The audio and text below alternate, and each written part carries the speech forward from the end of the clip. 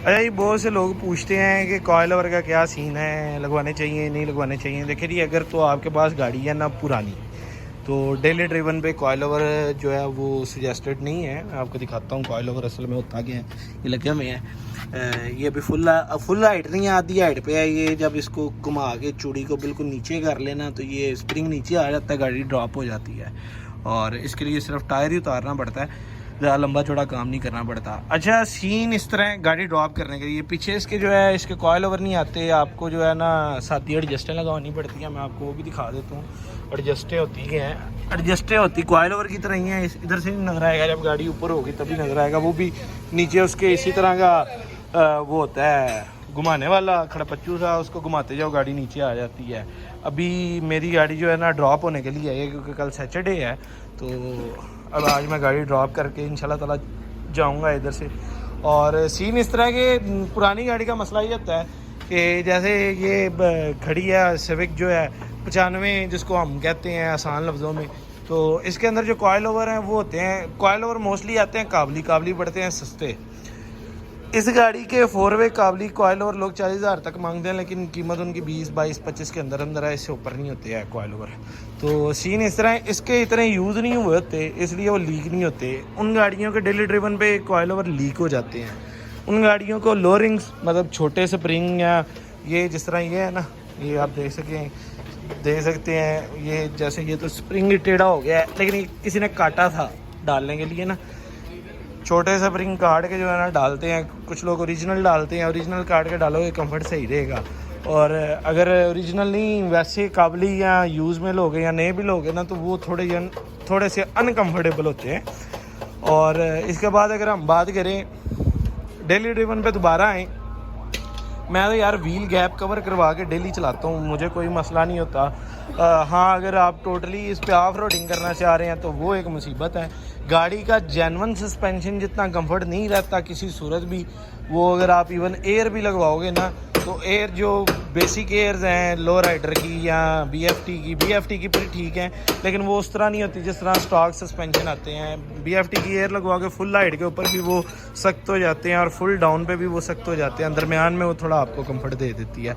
लेकिन इनसे कॉयल ओवरों से एयर बेटर होती है और स्टॉक सस्पेंशन सबसे ऊपर है। तो अब बात करते हैं रिम्स की, तो मैं आपको बताता चलता हूँ कि रिम मैं दोबारा चेंज कर रहा हूँ इंशाल्लाह ताला। 2-4 दिन के अंदर अंदर मेरे नए रिम मैं रिवील करूँगा, और ये भी मेरे पास ही रहेंगे। ये रोटा के हैं, इनकी मार्केट वैल्यू रिम टायरों की जो है ₹1,00,000 से ऊपर है।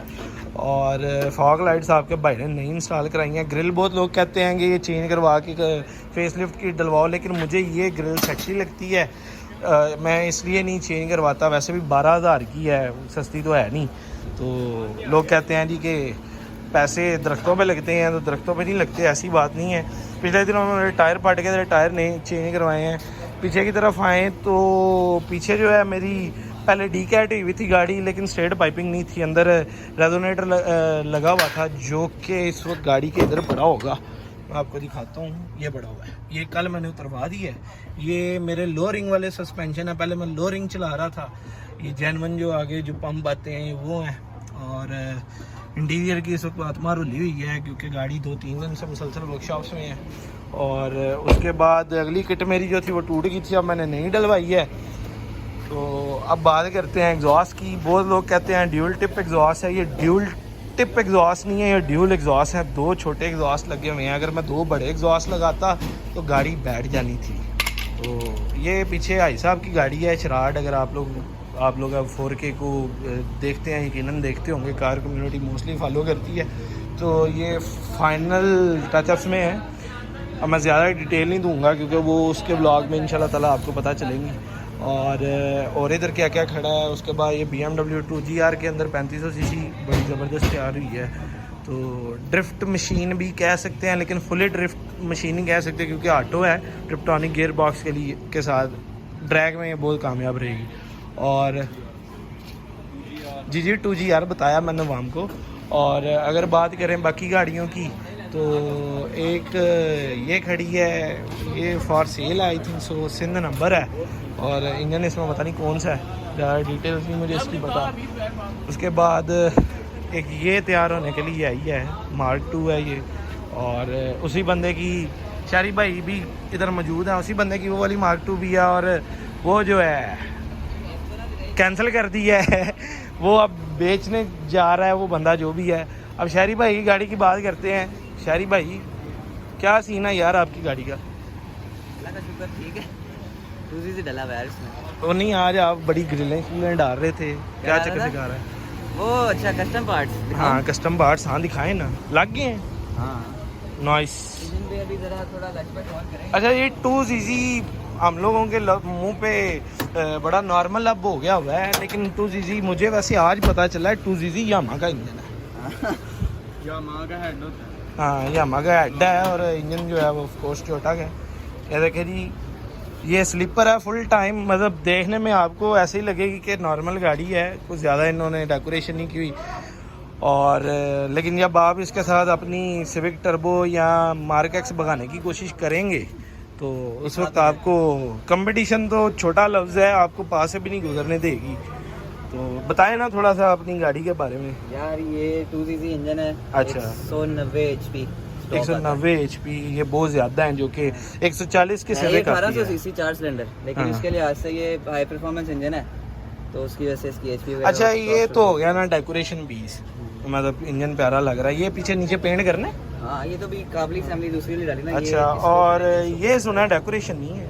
ये डेकोरेशन भी है और इसका एक काम भी है। इसका काम ये है कि ये इसको कहते हैं कूलिंग प्लेट। अच्छा रेडिएटर से जब ये ग्रिल से जब हवा आती है ना, हाँ। तो ये जब ना लगाओ तो कुछ हवा ऊपर की तरफ निकल जाती है। अच्छा ये सीधी रेडिएटर को हवा देता है। अच्छा अच्छा अच्छा तो अच्छा। उससे थोड़ा कह लो टेम्परेचर नहीं। अच्छा ये आपने मशरूम इनटेक फिल्टर लगाया हुआ है, क्या सीन है इसका?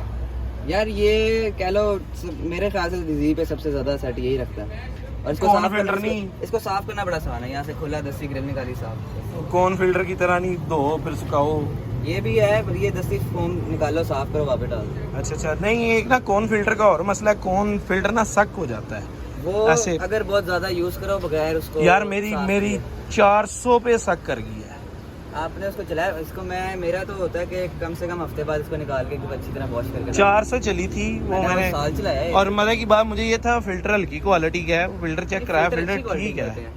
सीन ये होता है कि सफाई जब मिट्टी होती है ना तो चौक हो जाती है, उसके अंदर हवा खींचने की जगह नहीं होती। हाँ हाँ। इसलिए अच्छा ये मैं आपको डिफरेंस इसका फिल्टर का बता देता हूँ। मेरी गाड़ी की मेरी गाड़ी में एक पड़ा हुआ है नया फिल्टर, मैं दिखाता हूँ आप लोगों को। आज मी इस बार भाई साहब कैमरे में देख के दिला दें, आपकी रील मेरी इंस्टाग्राम पे आज के दिन के लिए छाई हुई है। और वो ही जिसमें आप मासूमों वाला फेस बना के अपना रामीपन छुपा के कह रहे हो 0 में 1 डाले तो 1 होता है। क्या होता है 0 में 1 डाले? नहीं बताए ना क्या होता है। अच्छा ये मैं अनकट नहीं कर रहा। ये हाजी ने मेरे से अच्छा बदला लिया वैसे।